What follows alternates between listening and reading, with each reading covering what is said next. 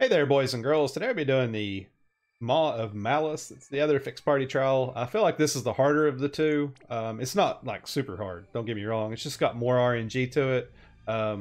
There's a lot of different ways you can do this. Like what I hope you take away from this video is kind of like what's your priority of what you need to be doing. What you need to watch out for from the boss, and hopefully you get a kill as well. Because this boss has different ways it can buff itself. On certain turns, or any turn for that matter. Like your clear might look different than mine.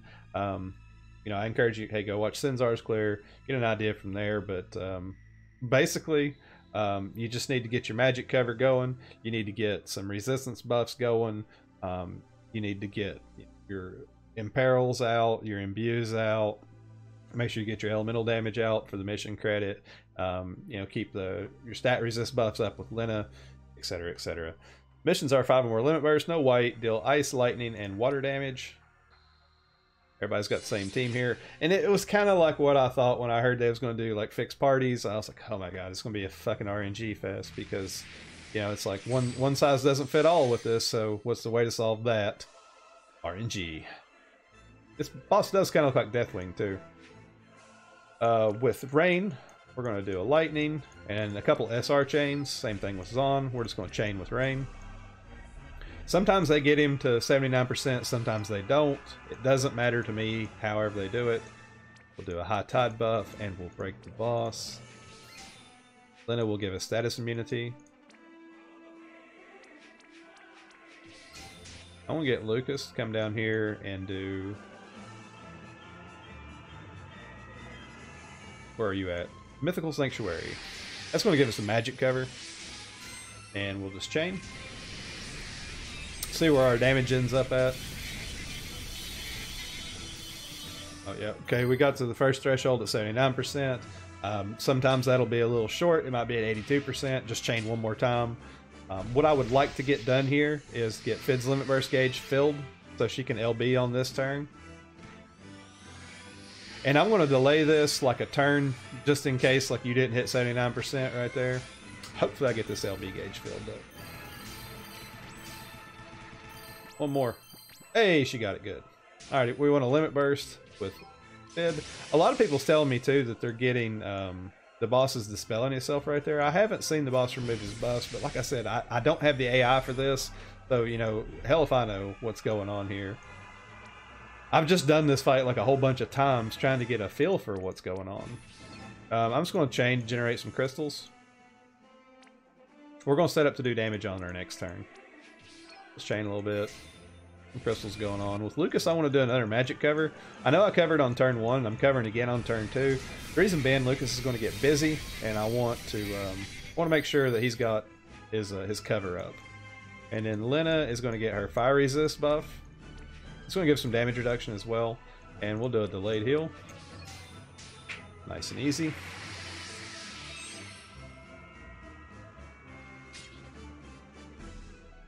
Just make sure you're watching out for the attack and magic buff this boss does. Killing something too is what it's called.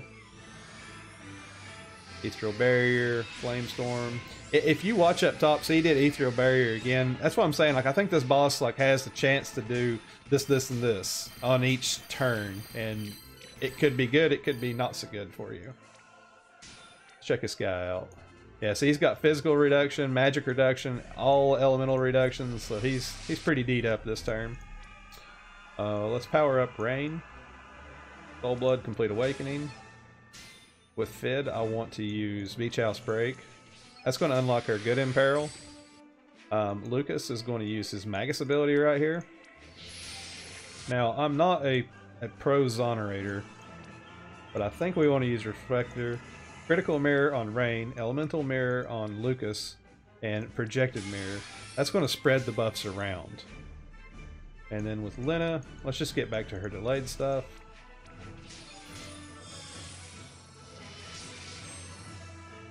We'll be going for our damage next turn. Unholy Purge, he removed all of his buffs. That's bad. This is probably the highest damage turn that he could have because he dispelled himself. Undying Force. Hardened Skin. Okay. Full story. all those counters. Let's see what we got here. He's got defense and spirit buff. He's resistance to physical attacks. Ugh, so annoying. Let's use a Holy Torch with Lina. With Fid, I want to use... Let's see here. I want to do the Water Imbue. And I want to do a Water Imperil, basically. I want to use our Limit Burst ready. And you're like, oh shit, you didn't do an attack break. That's fine. We're going to let Lucas take care of this.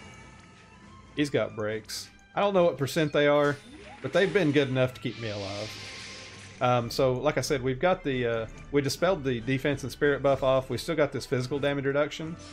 But our boys should be able to do some pretty good damage. No matter what.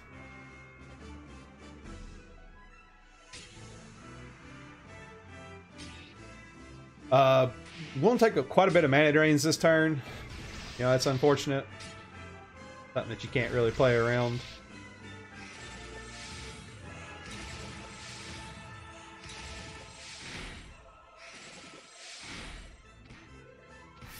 I would like for our DPS to stay alive, but if they don't, it's okay. We just got to re-imbue them if they die. Just keep that in mind.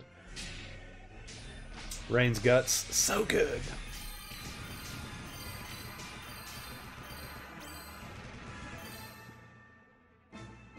Alrighty, let's look over here.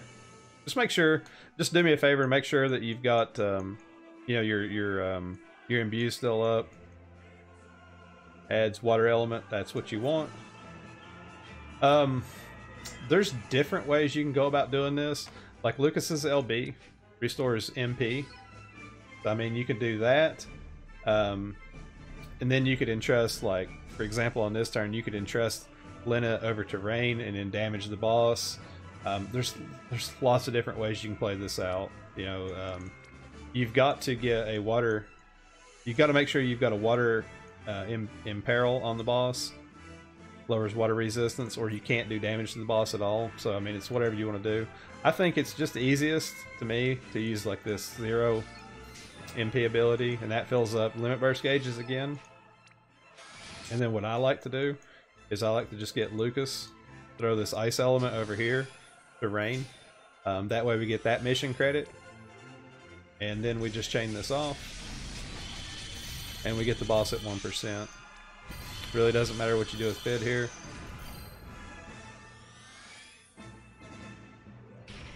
And that's that. 5 turns. I've been all over the board. I've done it in as quick as 4 turns.